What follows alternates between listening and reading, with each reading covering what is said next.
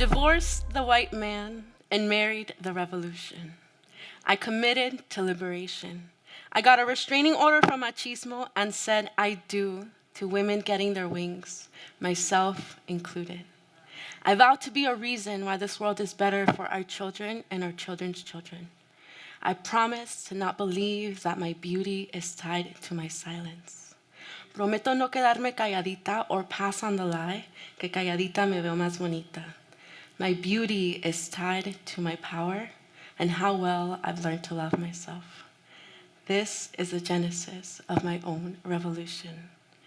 This story starts in my grandmother's swimming pool.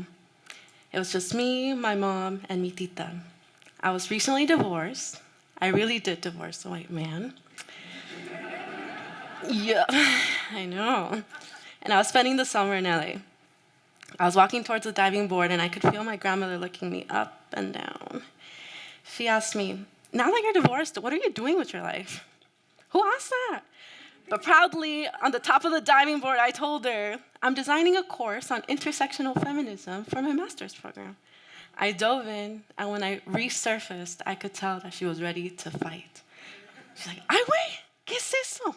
Instead of doing your feminism stuff, you need to close your legs and find yourself a good man to restore your value. She then spent the next 20 minutes telling me all the things that I shouldn't be doing, like being myself, expressing myself, and doing what makes me happy. She told me that the beautiful, respectable women didn't look, act, or speak like me. She was afraid that if people, aka men, saw me be so wild and free, they wouldn't take me seriously and they'd just use me. I stopped her and I said, Tita, they don't use me. I make the calls. I do what I want, who I want, when I want, and I do it all with self-love. I stopped doing things that didn't feel loving to me anymore. That's why I got the divorce. I started a business, I wrote 2 books, I'm getting my master's in marriage and family therapy, and most importantly, I'm healing. That adds value to my life. A man is irrelevant compared to all that. She was looking at me like I was speaking a different language, saying words that nobody had taught her. After she recovered from her shock, she's like, I don't know if I should slap you or clap for you. She's like, I've never met a woman like you. ¿Quién te enseñó a hablar así? My mom this whole time was sitting in the corner in the shallow end, quiet, stuck in between this intergenerational kerfuffle. She didn't want to be as harsh as her mom, and yet her daughter was going against everything she was taught. On the car ride home, I felt like I had wings. I finally spoke up for myself, and I did not internalize that shame that they were projecting. I felt like my self-love was working.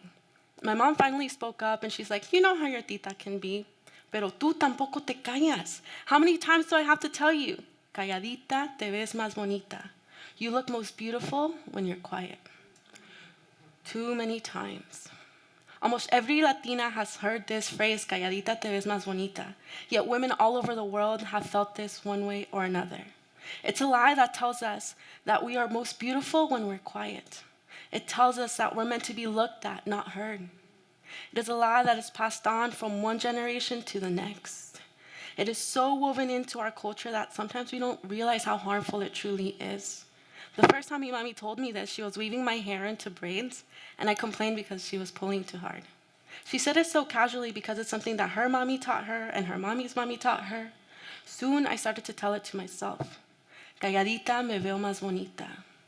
This is a lie I internalized, and it became a false truth that silenced me for most of my life. I grew up being afraid of my voice, afraid of my truth, even when the abuse started. At 9, I stayed quiet because I was afraid that if I spoke up, I'd be doing something wrong, or I'd turn ugly and nobody would want me.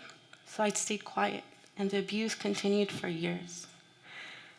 I learned at the age of 9 what the ache of a voice that begs to be heard feels like. But yet I would numb it out, shut it out, and put on the biggest smile. I mastered the art of self-silencing and concealment. They held my hand as I walked down the aisle a week after graduating college, because it's what good girls did. I stayed quiet when the marriage turned oppressive. I shrunk as a white man took up more and more space. I felt like I was drowning and my flame was fading.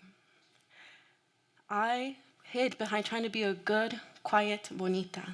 Too many girls and women have mastered this art of hiding and shrinking themselves as an act of survival. It's what we're taught we're supposed to do. Studies show that Latinas are at an increased risk for depression and anxiety, and we're not receiving the treatment we need. When you teach girls to be quiet, you don't teach them how to advocate for themselves or communicate their needs. I didn't even know I had needs until a therapist told me. We were raised to take care of everybody but ourselves. These studies show that the major factors contributing to this increased risk were self-concealment, self-silencing, and low self-esteem.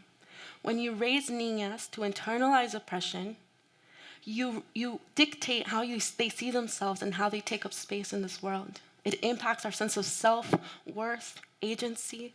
It often leads us to unhealthy relationships which perpetuate those cycles of oppression and abuse that we grew up seeing and believing we deserve. I have a tia, and I'm sure we all have a tia like this, who would wake up, make everybody breakfast, go to her mom's house, take care of her, go to work, teach kindergarten, pick up her grandkids, make them lunch, clean the house, make dinner, clean the house again, and stay up way past midnight ironing her husband's clothes, his underwear included. One night, I stayed up with her and I was like, Tia, are you happy? She laughed and she didn't even look up when she said, Ay, mija, happiness has nothing to do with it. I remember thinking, I don't want a life or a marriage in which happiness has nothing to do with it. I started to think about the women in my family, and a lot of them were in lives and marriages in which happiness was not an option. This turned into cycles that turned into trauma that was passed down through the veins of one generation to the next. And I knew I wanted healing to pass through my veins. In order to do this, I had to love myself first. The thing was, I didn't know how. There was not a self-love manual for mujeres like me. The things that the self-help book said and the white therapist said didn't seem to fit. So I stopped looking for manuals and I just started to ask myself, how will I love myself today? When making decisions, big or small, I based my answer on what was most loving to me. Soon, I learned that I had feelings, I had needs, I stopped being numb. These feelings were heavy as my heart and my body started to speak to me and tell me, I need this, I want that. That hurt. Don't do that again. I love that. I started to speak up. And even though my voice trembled, I felt powerful for the first time.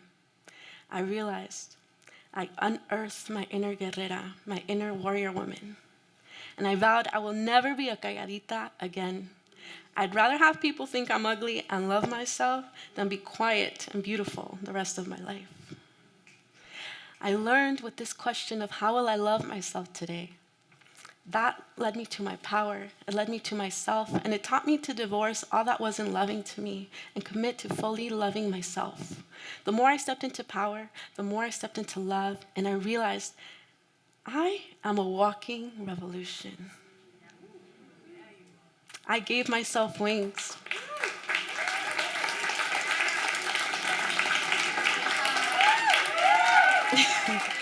Okay, calm down now.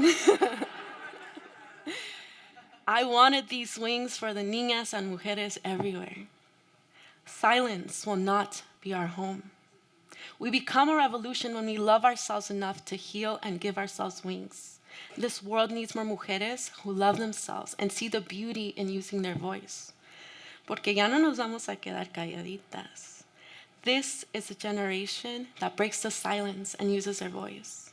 This is a generation that commits to loving themselves as an act of revolution.